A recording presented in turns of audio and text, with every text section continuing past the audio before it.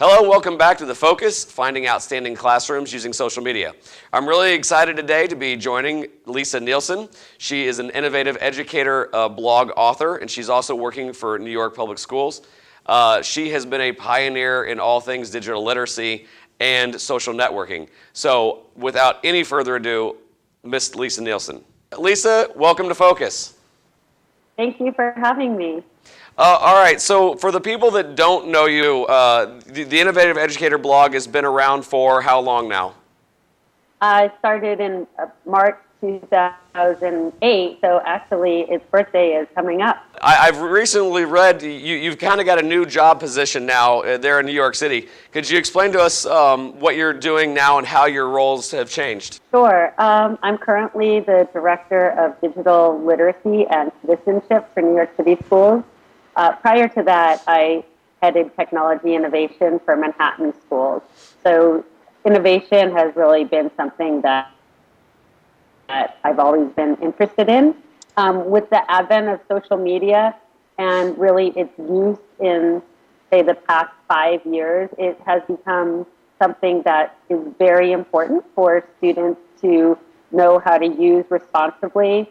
And we really feel that it's necessary for students to be responsible digital citizens if we want them to have college and career readiness, as well as just being great citizens in life and online. So a lot of what I focus on is this year, really helping educators, parents, and all staff members understand the importance of social media and showing them some great examples of what different schools are doing to empower their students to use social media effectively. And then I help the teachers use it effectively. And we recently came out with social media guidelines for New York City in last spring of 2012.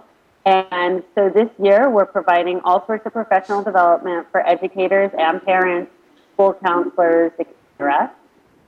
We will be creating social media guidelines for students this year in 2013.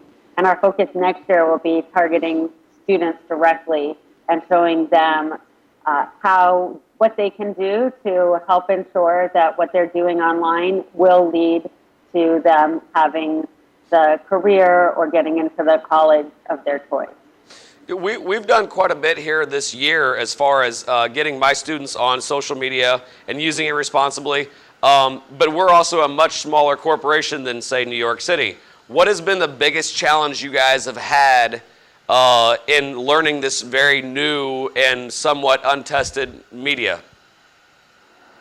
So the social media guidelines that we created actually were created because educators and school leaders really weren't sure what was appropriate and what the best way was to empower students. So I think the biggest challenge prior to the guidelines was that teachers just weren't sure what they should do and if they could do anything.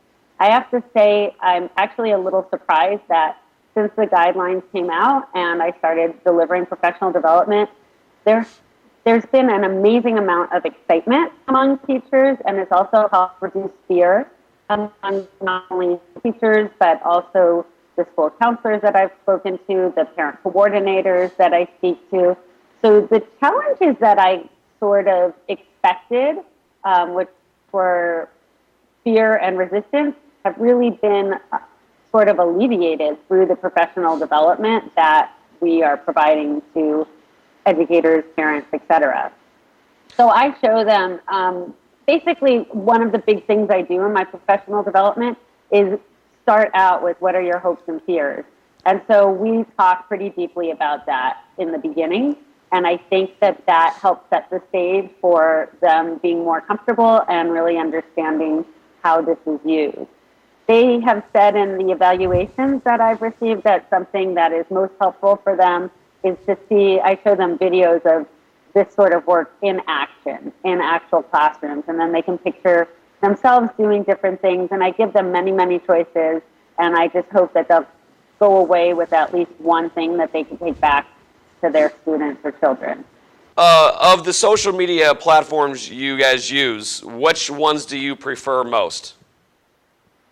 So that's a great question. What I do in my professional development is that I share with educators a variety of platforms. Certainly the big ones, Facebook and Twitter. I'll also show them school-specific ones, things like Edmodo or Schoology. Obviously things like blogging and YouTube, et cetera. So they're exposed to a variety of different things. And then what I do is I have them think about their own practice, would be most effective for that. So there is no single platform that I advocate for or that I think is best. It really matters what its teachers' goals are. So we talk in the professional development a lot about what their goals are, and then they come up with a plan of what they're going to use and how they're going to use it. I know we've had some really interesting experiments this year. We had a Twitter experiment where some of our video students were starting to hashtag things Twitter experiment and starting to connect with other schools.